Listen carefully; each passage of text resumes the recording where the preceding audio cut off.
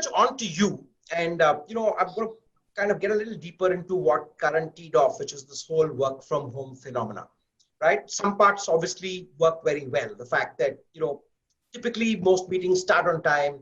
In an office, you can always kind of amble in with your coffee 10 minutes late to a meeting. On a Zoom call, it doesn't work as well.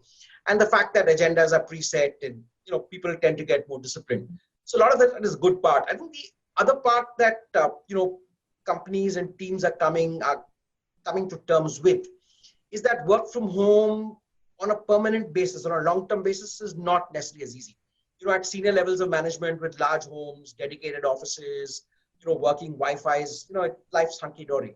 But you talk about smaller, as you go down the value chain, as you go down the organization, not everyone has the privacy and the exclusivity. So that's certainly one concern. The second part, clearly, on the whole work from home thought is the fact that a lot of our work from home happens seamlessly because, hey, we know all our office colleagues, right? Now it's just taking that relationship through a video screen. What happens when you don't know people, when you're really working remotely on a long-term basis? So just to get a sense, how did you at Beam Suntory, with your local team in India and with the global teams, how has been the whole working from home part? And to what extent is it impacting the way you run your business? Thanks, Lloyd. I think that's it's a condition we've now been living for over 60 days. And you're right. In the first instance, work from home, I think, works really well when there is a trust and a familiarity established between team members. And you're really carrying forward your relationships into that conversation that continues to be then focused on the delivery of that outcome of that meeting. What we realized right in the beginning, in the first week, I think the first biggest question or concern was getting the infrastructure right in the teams, and then both parents working, children at home. That became suddenly an area where it was such a practical situation to deal with. You have perhaps 1 or 2 laptops or a computer at home, both mom and dad if they're working. The child now needs a third one to attend her school, and therefore, how do you get that third screen out there? So I think there's been a lot of consideration given to say people can say no to a meeting.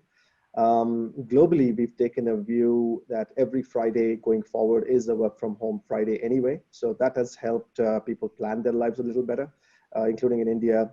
And in the last 3-4 weeks and in the following 2 or 3 weeks, we will continue to give off 1 day in a week as an additional holiday globally. So there's been some flexibility drive to say, how do we keep our teams believe that they are going to be efficient? Surely they all want to come on those calls.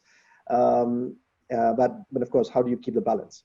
The second thing, of course, is we are at the end a social lifestyle category. And, there used to be the traditional forms of channel, which is the retail or the off-trade, as we call it, and the on-trade or the on-premise. And now we're discovering the need for a home premise, which is going to be the third channel.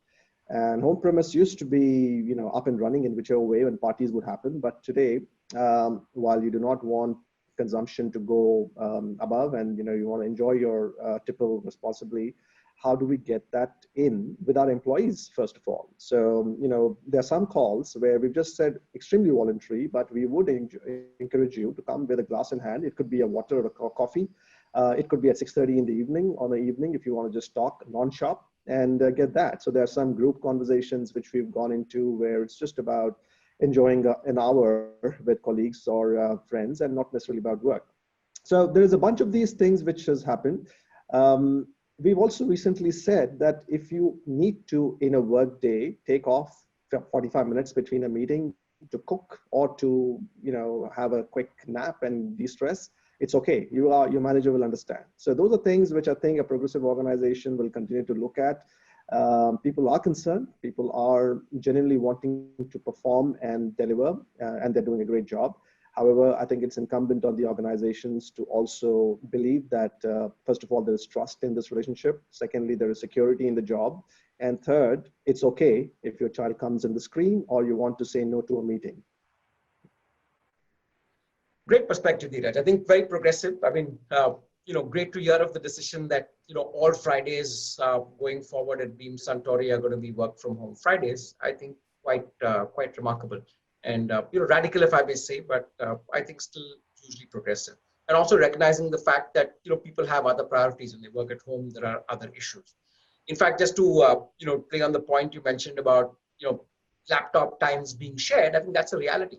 My last organization, HP, saw a big surge in the need for laptops when the lockdown first started.